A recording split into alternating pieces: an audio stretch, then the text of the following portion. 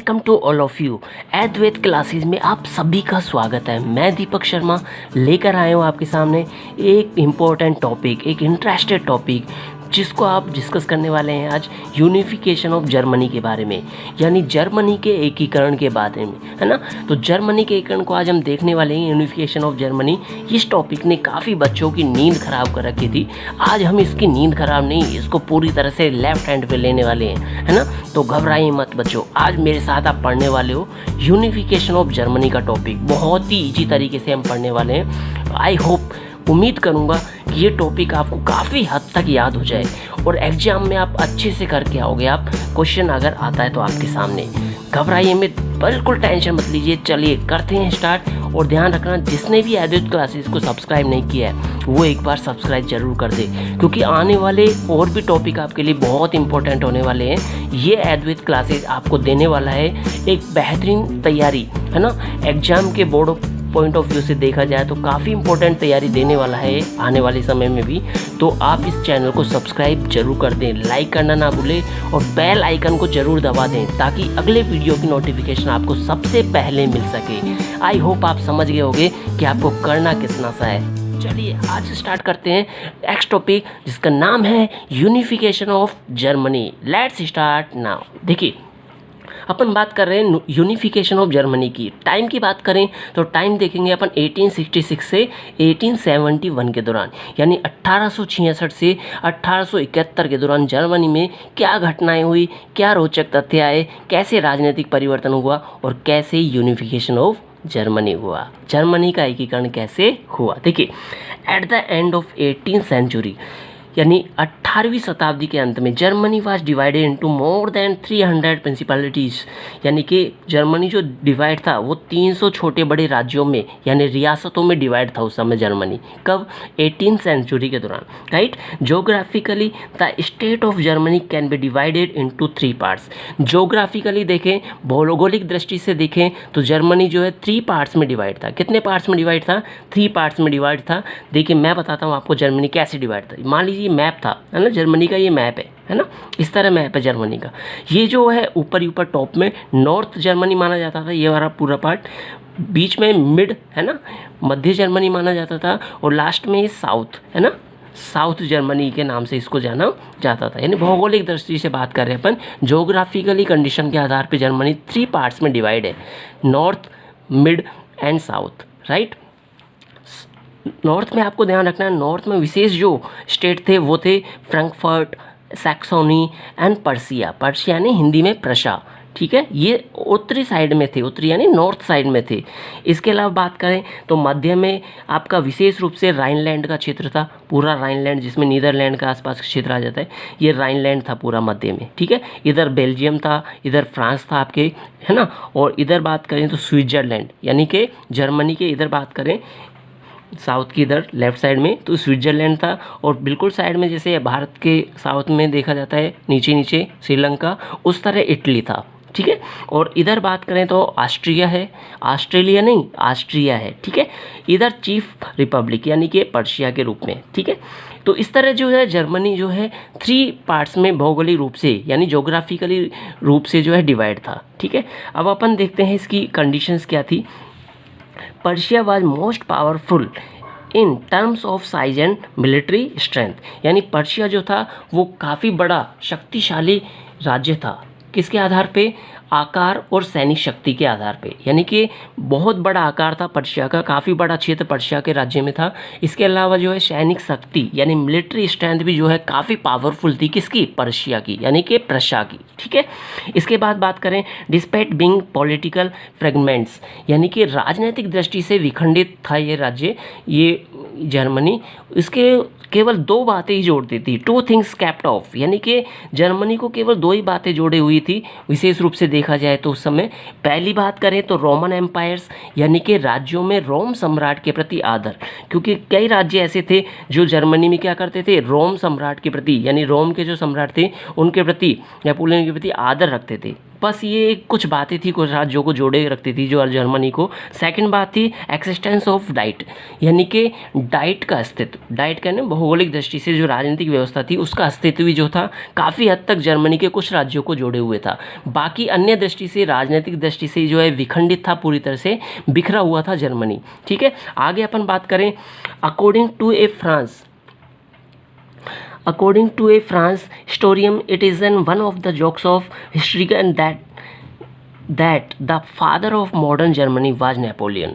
यानी यहाँ पर कहा जाता है कि जर्मनी में राष्ट्रीयता के निर्माण का कारण विशेष रूप से बताया जाता है कि 19वीं शताब्दी में फ्रांसीसी विभाजन के अनुसार रखा गया था। फ्रांसीसी लिपान के अनुसार जो कहा गया था वो ये कहा गया था कि it is one of the jokes of history that the father of modern Germany was Napoleon. यानी कि यह इतिहास के मजाकों में से एक है कि आधुनिक जर्मनी का जन्मदाता कौन है, नेपोलियन। यानी एक तरह से मजाक माना जाता था, वास्तव में मजाक था उस समय। मॉडर्न जो जर्मनी था उसका फादर किसको माना जाता था, नेपोलियन को। एक तरह से मजाक माना जाता है क्योंकि जर्मनी का एकीकरण हो ही नहीं रहा था उस समय, जुड़ा हुआ नहीं था जर्मनी, पॉलिटिकली दृष्टि से भी जो है विखंडित था, पूरी तरह से डिवाइड था, तो इसलिए एक तरह से मजाक कहा जाता था उस समय। अब अपन देखेंगे मेन हर्डल्स क्या थे। मेन हर्डल्स का मतलब प्रमुख बाधाएं क्या थी जर्मनी के एकीकरण में, यानी यूनिफिकेशन ऑफ जर्मनी में मेन हर्डल्स क्या क्या माना जाता है। क्योंकि हर्डल्स अगर दूर होंगे, बाधाएं दूर होंगी, तभी तो एक राज्य जुड़ पाएगा, है ना, एक देश बन पाएगा। तो पहले बाधाएं देखेंगे क्या क्या प्रॉब्लम्स थी, मेन प्रॉब्लम्स जो जर्मनी को जोड़ने में यानी उसके यूनिफिकेशन में प्रॉब्लम क्रिएट कर रही थी। पहली प्रॉब्लम देखेंगे अपन ऑस्ट्रिया का हस्तक्षेप, यानी कि इंटरफ्रेंस ऑफ ऑस्ट्रिया। ऑस्ट्रिया जो था, देखिए इधर ये जर्मनी के इधर राइट पूर्व साइड में, ना ईस्ट साइड में ऑस्ट्रिया था जो काफ़ी बड़ी बाधा था। ये भी बीच बीच में जो है परेशान कर रहा था प्रशा को, है ना, राइनलैंड के राज्यों को, है ना, हड़पने के प्रयास में था कौन, ऑस्ट्रिया, कि ये राज्य मेरे अंदर मिल जाए। तो यहाँ हस्तक्षेप कर रहा था पूरी तरह पॉलिटिकली कौन, ऑस्ट्रिया, बीच बीच में, है ना। तो ऑस्ट्रिया जो था हस्तक्षेप कर रहा था बार बार, किसमें, जर्मनी में। तो ये भी एक बहुत बड़ी प्रॉब्लम थी। सेकंड देखो economic, social, political and sectoral inequalities and German states, यानी कि यहाँ पे देखा गया कि राज्यों में आर्थिक, पांथिक, सामाजिक तथा राजनीतिक असमानताएं भी देखी गई है। कहाँ पे, जर्मनी के कुछ स्टेट्स में। थर्ड देखिए England to interest in various states, यानी इंग्लैंड की विभिन्न राज्यों में भी रुचि थी। यानी इंग्लैंड जो था वो भी क्या रखता था, जर्मनी के कुछ स्टेट्स में रुचि रखता था, इंटरेस्ट रखता था कि वो स्टेट्स किस में मिल जाएँ, इंग्लैंड में मिल जाए, इंग्लैंड का साथ दें, है ना। ये इंग्लैंड की जो गवर्नमेंट थी यानी पॉलिटिकल्स थे वो चाहते थे कि जर्मनी के कुछ स्टेट्स क्या करें, इंग्लैंड की हेल्प करें, है ना। फोर्थ देखिए क्या प्रॉब्लम थी, weak military strength of most of the state, यानी काफ़ी कुछ राज्यों की जो मिलिट्री स्ट्रेंथ थी यानी कि सैनिक शक्ति थी वो काफ़ी कमज़ोर थी, है ना। अधिकांश राज्यों की शिथिल सैनिक शक्ति थी। शिथिल का मतलब ये कि कुछ सैनिक स्ट्रॉन्ग नहीं थे, अपने आप में सर्विस प्रोवाइड अच्छी नहीं करा पा रहे थे, है ना, सैनिक मजबूत नहीं थे, या फिर सैनिक दल अच्छे नहीं थे, नेतृत्व लीडरशिप अच्छी नहीं थी, यानी कि वहाँ पर वीकनेस थी, है ना। यूनिफिकेशन का अभाव था सैनिकों में, ठीक है, मिलिट्री में। पांचवा देखिए lake of awareness among the general population, यानी कि जन सामान्य में जागृति का अभाव भी देखा जाता था कि सभी लोग जुड़ना चाहते नहीं थे, है ना। कुछ लोग जुड़ना चाहते, कुछ लोगों से होता क्या, कैसे जुड़ पाते, है ना। सभी लोगों के अंदर भावना होनी चाहिए, जैसे इंडिया वालों के अंदर भावना थी, है ना, राष्ट्रीयता की भावना, भारत हमारा है, हम भारतीय हैं, है ना, बाहर जाओ, अपन ने भगाया था ना अंग्रेजों को। इस तरह की भावना नहीं थी वहाँ सभी लोगों में, जागृति नहीं थी, प्रेरणाएं नहीं थी, है ना। अपने तो यहाँ राजस्थान, भारत में देखा था, पूरे राजस्थान में एक तरह से आंदोलन चलाए गए थे, जनता को जोड़ा गया था, तब जाके जो है राजस्थान का भी एकीकरण विशेष रूप से माना जाता है, सभी के सहयोग से हुआ था, है ना। तो वहाँ पे भी जर्मनी में क्या है, अवेयरनेस नहीं थी लोगों में, जनरल पॉपुलेशन जो थी अवेयर नहीं थी पूरी तरह से। अवेयर मतलब ये है कि उनके इस तरह से विचार नहीं थे कि भाई पूरा राज्य एक बन जाएगा तो काफ़ी स्ट्रांग हो जाएगा, है ना। इस तरह को वहाँ अवेयर देने वाला कोई ऐसा व्यक्ति भी नहीं था, लीडर भी नहीं था, जो ये प्रॉब्लम थी एक तरह से, ठीक है। जन सामान्य का जागृति में अभाव था, ठीक है। इसके बाद देखें pop in the southern states was one of the biggest hurdle, यानी कि दक्षिण में दक्षिण के जो राज्य थे उसमें पॉप का प्रभाव बाधक था। यानी कि साउथ की जो जर्मनी थी ये वाली, इसमें पॉप ने हस्तक्षेप कर रखा था। पॉप एक शासक था, ठीक है, वो भी जर्मन का ही शासक माना जाता है। तो पॉप ने क्या कर रखा था, यहाँ पे पॉलिटिकली इंटरफेरेंस कर रखा था, है ना, यानी बाधक था। वो भी नहीं चाहता था कि वो जर्मनी एक हो, कौन? पोप भी नहीं चाहता था, है ना। तो काफ़ी बड़ी परेशानी थी पोप के रूप में भी। कहाँ पे? जर्मनी में। किसके रूप में? यूनिफिकेशन के रूप में। चलिए आगे देखते हैं और क्या क्या घटक थे जो जर्मनी के एकीकरण को प्रमुख रूप से प्रभावित करते थे। अब अपन देखेंगे how did German unification come about, यानी कि अब कुछ अपन ऐसे घटक देखेंगे जो सहायक थे। सहायक मतलब जिन्होंने हेल्प की थी जर्मनी के एकीकरण में, यानी यूनिफिकेशन को बनाए रखने में, जर्मनी को जोड़े रखने में, है ना। समझ में आ रहा है ना बच्चों? तो आप देखो इस वीडियो को ज़रूर लाइक कर देना। अगर आपको कुछ भी समझ में आ जाए, याद हो जाए ना कुछ परसेंट भी, तो आप लाइक ज़रूर करने दें। लाइक तो बनता है बच्चों, है ना। आपका एक लाइक हमारे लिए काफ़ी मोटिवेशन का काम करेगा, है ना। और आप अगर इसको सब्सक्राइब करवा देते हो, आगे भी शेयर करते हो, तो कुछ ना कुछ बच्चों की हेल्प हो जाएगी, है ना। जो सबसे टफ माना जा रहा है इस चैप्टर, इस सिलेबस का, एसएस का सबसे टफ टॉपिक जो माना जा रहा है, चैप्टर माना जा रहा है, आज अपन लेके आए उसको इजी वे में। आई होप आपको समझ में आ रहा होगा, सबको समझ में आएगा। आप जुड़े रहिए मेरे साथ, बस लाइक जरूर कर देना, बाद में कर देना, कोई टेंशन नहीं है। अभी पढ़ते हैं, अपन समझते हैं।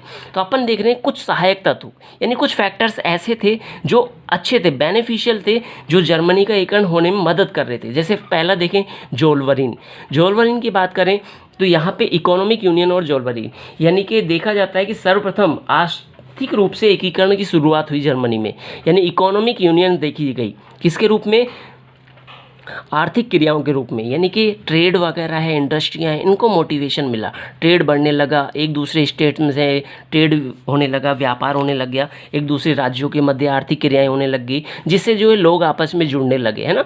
1818 Persia and other German states join this union और फ्री ट्रेड्स, यानी कि विभिन्न प्रकार के जो स्टेट्स थे, पर्शिया है, अदर जर्मन स्टेट्स से काफ़ी सारे, वो सारे ट्रेड के माध्यम से क्या होने लगे? जुड़ने लग गए। कब? 1818 में। अच्छी बात है, जब व्यापार होता है, एक दूसरे राज्य में जाते हैं, खरीदने जाते हैं, बेचने जाते हैं, तो वहाँ के लोगों से मिलना होता है, बातें करना होता है ना। आर्थिक एक्टिविटीज़ से जुड़ करके, इकोनॉमिक एक्टिविटीज से जुड़ कर क्या करते हैं लोग? अपने राज्यों की भी डिस्कस करते हैं, चर्चाएं करते हैं, बातें करते हैं, एक दूसरे का व्यवहार जुड़ पाता है ना। तो इकोनॉमिक यूनियंस बढ़ने लगी, ट्रेड बढ़ने लगा डिफरेंट स्टेट्स के मध्य। 1850 almost all the states join the Zollverein and Prussia become the leader of German states, यानी यहाँ पे काफ़ी सारे राज्य जो है जुड़ने लगे जोल्वरिन से और पर्सिया से। किसके रूप में? लीडरशिप के रूप में, यानी व्यापार से, है ना। ट्रेड से जुड़ने लग गए, व्यापार करने लग गए, किसके? जोल्वरिन में, ठीक है, और पर्सिया से। उससे क्या है? आर्थिक गतिविधियाँ और स्टेट्स में फैलने लगी, है ना। इस तरह से जो है स्टेट्स और विकसित होने लग गए। तो अच्छी बात थी, इकोनॉमिक डेवलपमेंट हो रहा था, इकोनॉमिक डेवलपमेंट के साथ सोसाइटी का डेवलपमेंट हो रहा था, यूनिफिकेशन हो पा रहा था, एक तरह से जनता जुड़ पा रही थी, है ना। पीपल जो था आपस में इंटरसेक्ट हो पा रहे थे, किसके कारण? ट्रेड के कारण। अगला सेकंड देखिए, सेकंड फैक्टर था जो जर्मनी की यूनिफिकेशन में मदद कर रहा था, the role of interacted and the universities, यानी कि बौद्धिक विकास। बौद्धिक विकास की बात करें तो आपको विशेष ध्यान रखना है कि बौद्धिक विकास भी काफ़ी महत्वपूर्ण माना जाता है। बौद्धिक विकास का मतलब ये होता है कि जितने भी दार्शनिक थे, फिलोसफर या सिंगर मान लो, या पोइट मान लो, कवि लोग, है ना, कवि जो कविताएँ करते हैं, है ना, साहित्यकार होते हैं, हिस्टोरिकल मैन होते हैं, हिस्ट्रिकल जैसे इतिहासकार होते हैं, इन्होंने का भी काफ़ी बड़ा योगदान था, है ना। इन्होंने भी अपने जर्मनी के लिए काफ़ी चीज़ें लिखी हैं, जोड़ने का प्रयास किया है सभी लोगों को। पोइट्स लिखी गई हैं, कविताएं लिखी गई हैं जर्मनी पर। कविताओं में भी जर्मनी के लोगों को यूनिफिकेशन के बारे में जागरूक किया गया है पोइट्री द्वारा, पोइट्स द्वारा, है ना, सिंगर्स के द्वारा। फिलोसफर जो होते हैं काफ़ी बड़ा रोल प्ले करते हैं किसी भी कंट्री में। फिलोसफर यानी वहाँ के भौगोलिक कंडीशंस को अच्छे से जोड़ने में, सांस्कृतिक कल्चर्स को जोड़ने में, यू नो। तो ऐसी कंडीशंस में जो फिलोसफर थे वो सारे काफ़ी इफेक्टिव रोल प्ले कर रहे थे, जिसके कारण जर्मनी का एकीकरण हो पाया, ठीक है। The ideas and writing of the German philosophers like Hegel and Sophocles, यानी नाम ही इतने अच्छे अच्छे अजीबो गरीब हैं यार, मेरे को तो बड़े मज़े आते थे कई बार पढ़ाने में इन नाम को। हेल्मोलिट्ज, है ना, वर्कल, लिफ्टे, हेटिंग हाइंस भी क्या थे? काफ़ी बड़ा रोल प्ले किया था इन्होंने भी। तो इस तरह से जो कुछ व्यक्ति हैं, नाम है ये विशेष रूप से हेगल है। हेगल जो है ये भी काफ़ी बड़ा रोल है इनका भी। तो इस तरह से जो देखा जाता है कि फिलोसफर जो हैं उन्होंने भी काफ़ी रोल प्ले किया, साहित्यिक रूप से रचनाएं दी हैं, पोइट्स वगैरह कविताएं दी हैं, है ना, जोड़ने में मदद की है। जैसे अपने इतिहासकार हैं, इतिहास सुनाते हैं कि भाई इस तरह हमारा भारत था, अखंड भारत था, राजस्थान के राजपूत इस तरह थे, है ना, ईड़ प्रवृत्ति में रहते थे, अपने राज्यों को बनाए रखते थे, जनता की रक्षा करते थे। इस तरह जर्मनी में जो है इन्होंने क्या किया, रोल प्ले किया, किसने, फिलोसफर ने, है ना। तो काफ़ी बड़ा रोल था उस समय जर्मनी के एकीकरण में फिलोसफर का, है ना। थर्ड पॉइंट आपको ध्यान रखना है, रैपिड इंडस्ट्रियलाइजेशन, यानी कि यहाँ पे हुआ औद्योगिक विकास। जर्मनी में क्या हुआ था, औद्योगिक विकास काफ़ी प्रभावी रहा था एकीकरण में। एस्टेब्लिशमेंट एंड एक्सपेंशन ऑफ जोल्वरिन, यानी यहाँ पे देखा गया कि जोल्वरिन की स्थापना और विकास हुआ, विस्तार भी यहाँ पे जोल्वरिन का देखा गया, किसके कारण, इंडस्ट्रीज के कारण। तो जोल्वरिन जो है काफ़ी रोल बड़ा प्ले कर रहा है यहाँ पे प्रशा के साथ मिलकर के, ठीक है, ध्यान रखना है आपको। इसके बाद देखें, trade and industrial flourish in Germany, यानी कि जर्मनी में व्यापार और उद्योग का क्या होने लग गया, विकास होने लग गया। Persia and Russia were considered to be the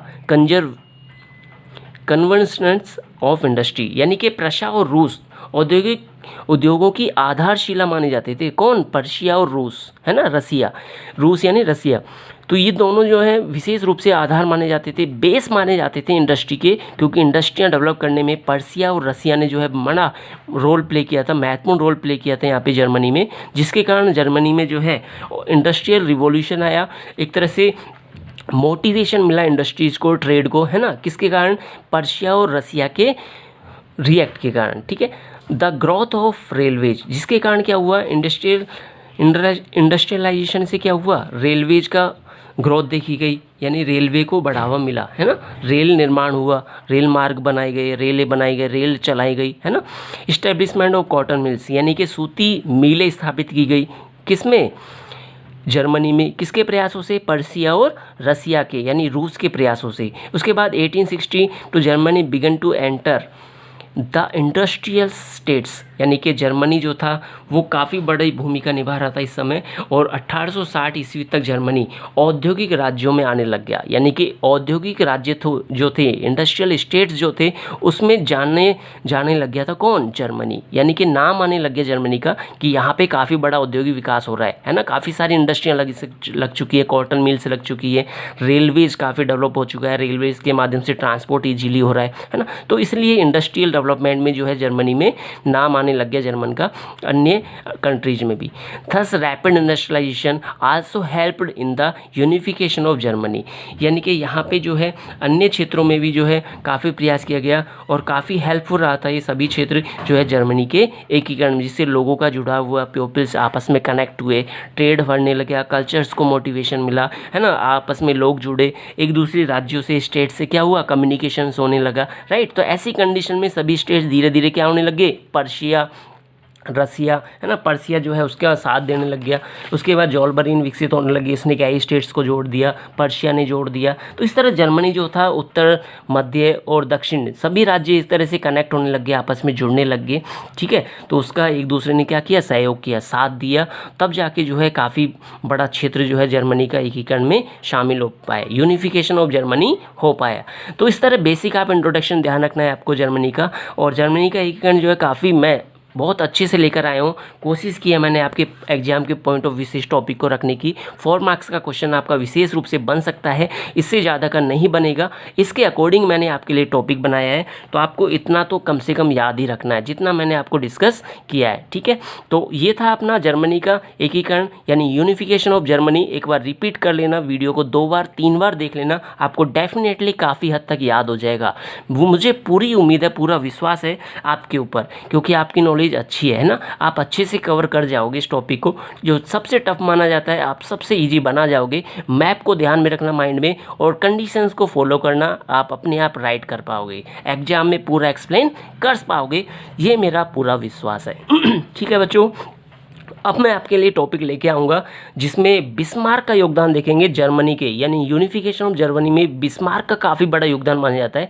Bismarck जो है काफ़ी कूटनीतिज्ञ थे, बुद्धिमान व्यक्ति थे, जिनके प्रयासों से उन्होंने क्या किया, मिलिट्री स्ट्रेंथ को और भी स्ट्रॉन्ग बनाया, जो पड़ोसी राज्य थे, ऑस्ट्रेलिया वगैरह है, इटली है, फ्रांस है, इनका जो आक्रमण होना था, इनकी जो नीति थी ना अपने राज्यों में मिलाने की, कुछ राज्यों को, वो सारी ख़त्म कर दी। किसने? ये बिस्मार्क की नीति ने, है ना। तो बिस्मार्क का काफ़ी बड़ा योगदान माना जाता है यूनिफिकेशन ऑफ जर्मनी में, जिसको अलग से टॉपिक के रूप में पढ़ेंगे अपन, बिस्मार्क के योगदान को। ठीक है, तो मैं लेके आऊँगा अगला टॉपिक, बिस्मार्क का योगदान। तो भूलना मत, इस चैनल को लाइक सब्सक्राइब जरूर कर देना, बेल आइकन क्लिक कर देना, ताकि अगला टॉपिक आपको मिल जाए, सबसे पहले मिले।